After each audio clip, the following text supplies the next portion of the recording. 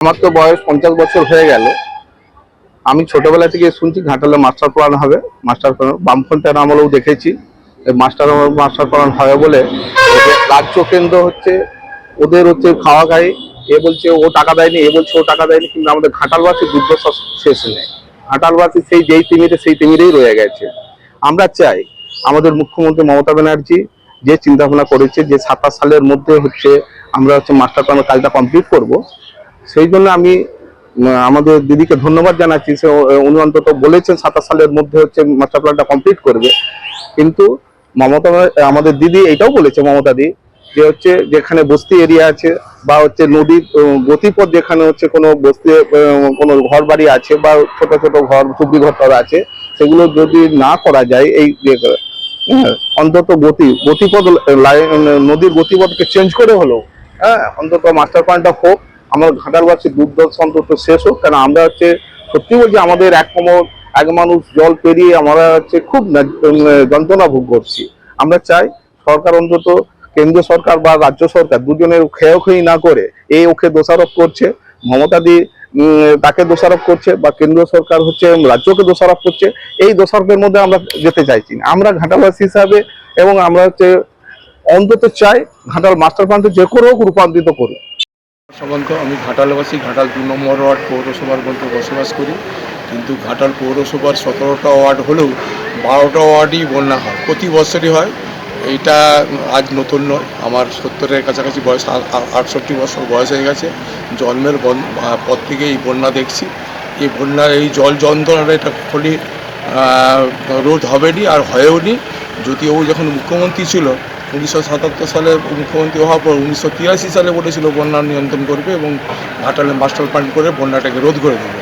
সেই পরিকল্পনাটা আজও পর্যন্ত বাস্তবায়িত হয়নি।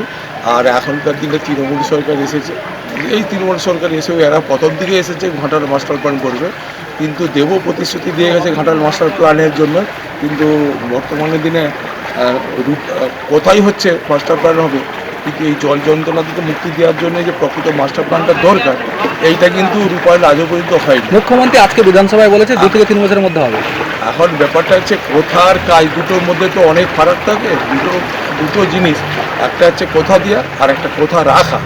এটার সময় নেতারা আসে, তারা কোথায় দিয়ে যায়, কিন্তু পরে ভোট মিটে গেলে আর মানুষের যে জল যন্ত্রণা, এটাকে যে প্রকৃতই রোধ করতে হবে, এটা কিন্তু আপনি তো দেখছি শাটার পরিষ্কার করছিলেন, জল কি করবো, জল দোকানদানি সব বন্ধ হয়ে গেছে। এটা আমার ব্যবসা, ইলেকট্রনিক্স ব্যবসা। দেখতে হবে যে অম্বিকা ইলেকট্রনিক্স একটা টিভি দোকান, টিভি ফ্রিজের দোকান। ধন্যবাদ হিরণ চট্টোপাধ্যায়কে, এতদিনে ওনার টনক নড়েছে। মাস্টার প্ল্যান নিয়ে শিলাবতী দিয়ে কোটি কোটি গ্যালন জল বয়ে গেল, বছরের পর বছর আলোচনা হলো, ওনার মুখে কুলুপ। কেন্দ্র বাতিল করলো, না আমরা দেব না, বঞ্চনা করলো 14 সাল থেকে। ওনাদের বিজেপির মুখে কুলুপ।